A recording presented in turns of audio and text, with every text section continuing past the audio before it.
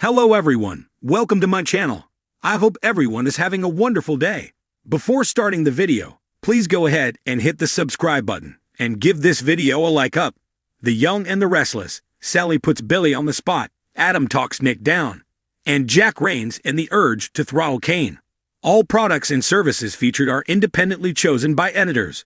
However, soaps.com may receive a commission on orders placed through its retail links, and the retailer may receive certain auditable data for accounting purposes.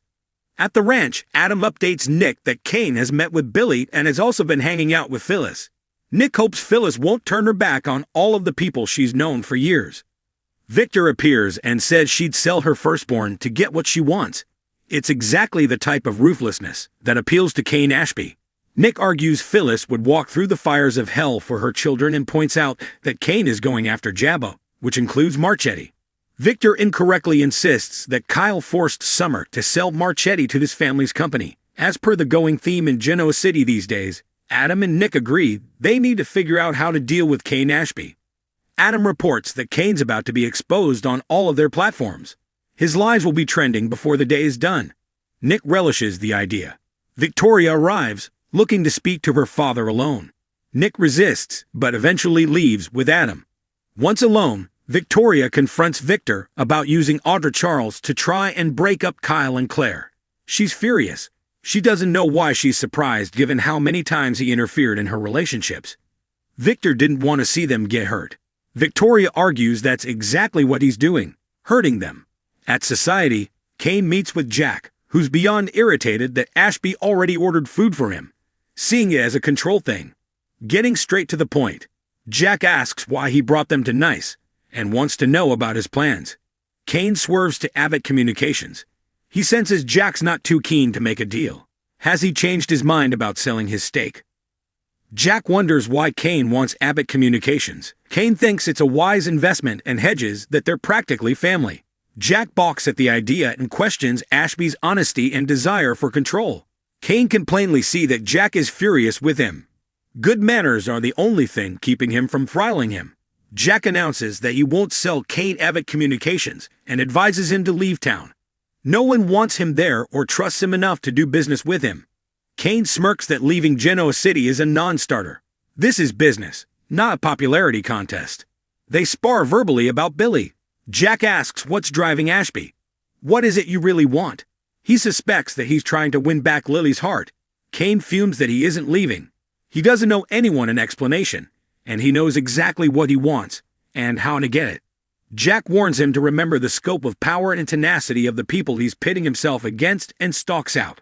Hanging in the park in a full-length dress, Sally conducts business by phone until Billy appears. Sally learns that he told Jack that Kane wants to use him against his family. He's not sure the warning will make a difference. Kane believes nothing can stop him from taking over Jabot, and he thinks he may be right. Sally hopes Billy's not still considering helping Kane. Unsurprisingly, Billy says he has to consider all the options. Sally's distressed to learn that Jack wants him to play along and spy on Kane. She warns this is a bad idea. 3 people just died. Why would he get anywhere near that guy? After some debate about Kane, Sally establishes that Billy's still going after Chancellor and his mother. Is she supposed to sit around and wait to see if she'll be running Abbott Communications? She's ready to launch it now. If Billy's not going to lead the company, he needs to step aside. Sally's keen to break the scoop on the identity of Aristotle Dumas. Billy decides she's right. He's deluded confident he'll be running Chancellor, so she should go for it. Adam tells Nick that Victoria's probably upset with Victor about Kyle and Claire. They discuss this until Billy shows up. They cover Sally saving Nick's life, and Adam questions why Billy still wants anything to do with Kane, revealing he knows he's been meeting with him. They trade insults until Nick pries about Kane's intentions and demands Billy tell him if he's working with Ashby or not. Billy wonders why they think he'd tell them. Nick warns if he moves against Chancellor, he'll make an enemy of him. Billy smirks and launches into a rant about Victor not caring about Chancellor. He just wanted to give Nikki a toy to play with so she could dress up and play CEO. Nick rage lunges at the Abbott, screaming, "That's enough. You don't talk about my mother like that." Cocky to a fault, Billy invites Nick to take his best shot. Adam talks Nick down and warns Billy that if he goes up against the Newmans he will lose. Nick advises the abbot to walk away from whatever he's planning with Kane. Billy exits. Nick thanks Adam for keeping him in check.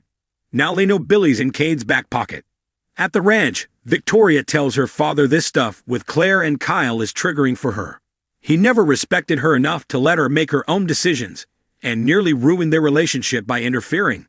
Victor's eyes well up. Victor tells Victoria he loves her and Claire, and doesn't want to see them get hurt. Victoria says it's not up to him who they can and can't love. She's afraid his relationship with Claire won't survive this. She's a Newman, and as stubborn as him. Victoria points out that Kyle's not breaking Claire's heart. He is. Victor rants that Kyle has them all duped. Victoria clucks that they have to let Claire take her own journey, and warns her father to let this go, or he'll lose her forever. Teary-eyed, Victor hugs his daughter. Jack storms into the Abbott mansion, and warns Diane they need to brace for battle. Kane isn't going anywhere. He's come after all of them. She learns Jack turned down Ashby's offer for Abbott Communications. Jack wrings his hands over the idea of putting the fate of the company and family in Billy's hands. They go over how unreliable his brother can be.